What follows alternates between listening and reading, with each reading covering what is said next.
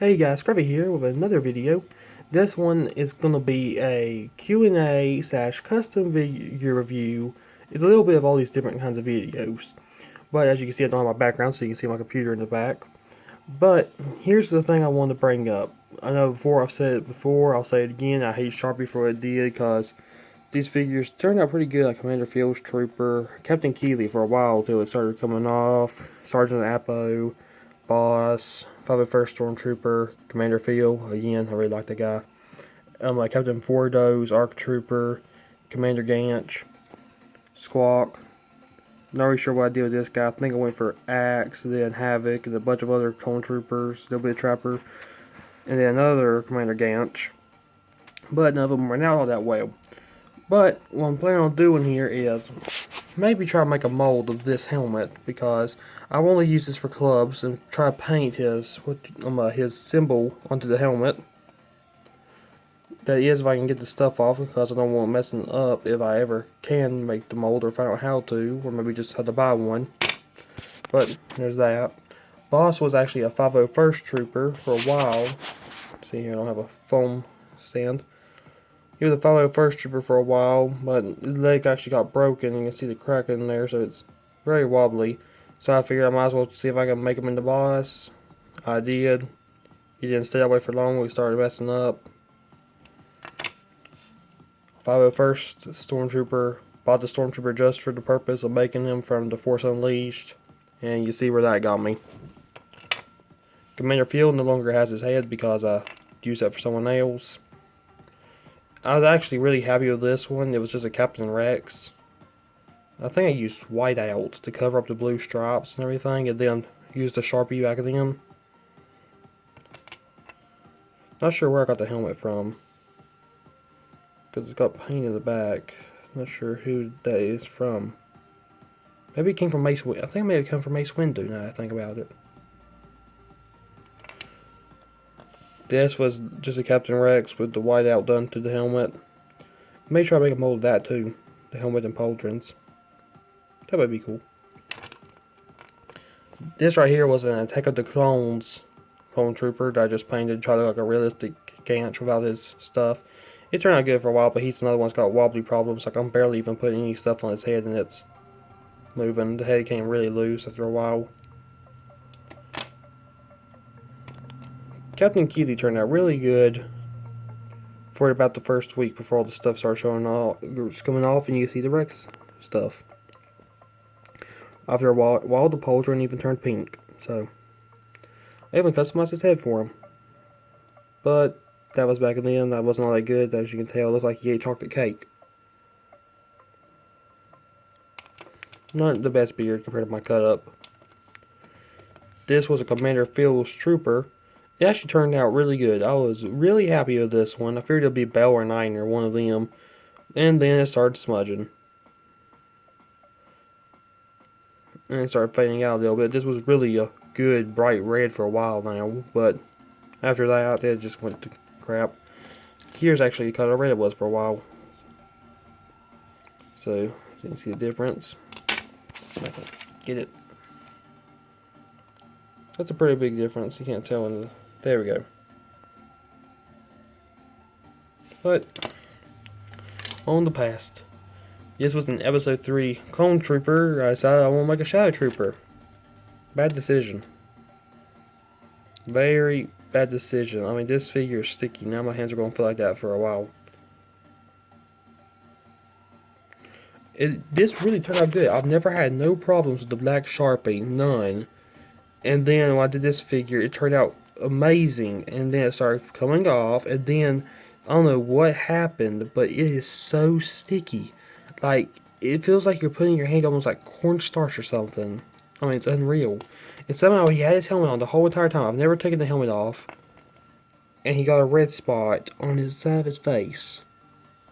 Don't think you can see it in the light here. Alright, so here is on these three, this is one of the main things I want to talk about here. So, I want to do some customizing on these.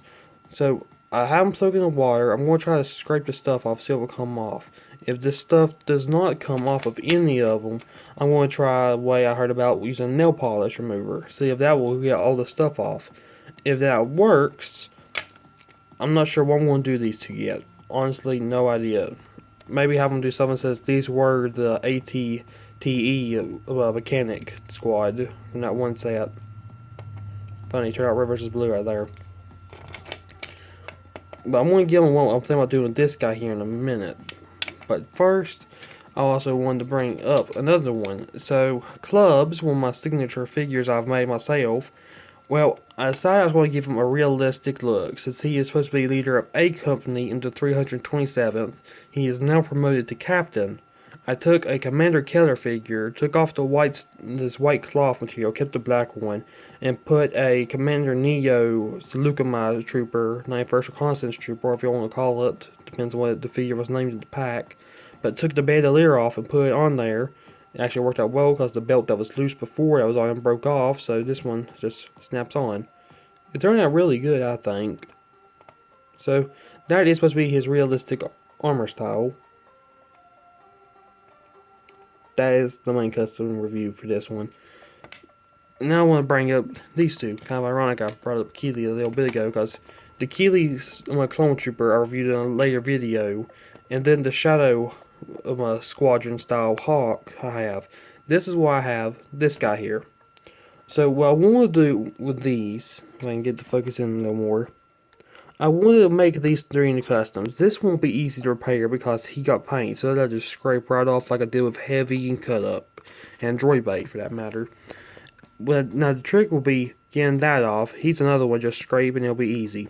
But what I'll do, let me get my computer back up here. I want to make him, since he's got the Sergeant Slick head underneath. Since I always makes me think of a sergeant when I see that head. Is I want to do Sergeant Kano from the I forgot what the name of the game was. I think it was Star Wars Republic Heroes, something like that. But it was a really cool trooper throughout the whole entire game. But I want to do that with this guy. But for the other two I had in mind here, I think this has got Chopper's head underneath, or maybe Gus's.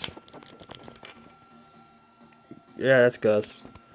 Okay, so I figure I'll do something with the head other than this head, because I don't really care for Gus in me.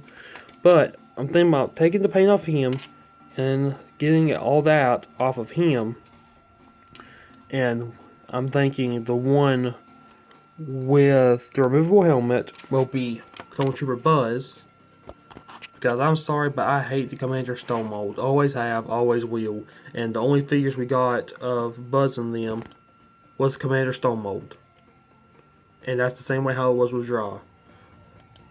So I want to make Buzz and Draw. Here's another picture of Draw. This is actually from the Clone Wars Adventures game, one of my favorite games that Disney took away when they bought Clone Wars and all the rest of Star Wars. But my only concern when I make these, because I'm going to have to try to find like a pen or marker or something. I can do good sometimes when I paint, but I'm not all that good. But I'm better at drawing. So what I want to try to do is get a green paint marker or something to paint the symbol that's on both of their shoulders. I also want to try to get a black marker like thing so I can do the stitches that's on Buzz's helmet. And a red one, just try to do what's on Draw's helmet. So that way I think it could turn out pretty good. Like, here's another picture so you see the figure comparisons, how they were.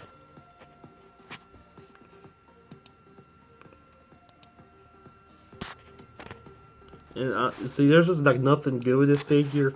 The legs could barely move, the knees could barely move, the arms could barely move. Right there's as far as your arms could go because they didn't have joints well in the shoulders. The shoulders were molded over the joints. And they had no hand articulation whatsoever. They had swivel, but none of this or this. Whereas these, you can see how, let me get it here. Arm will go up that high compared to that.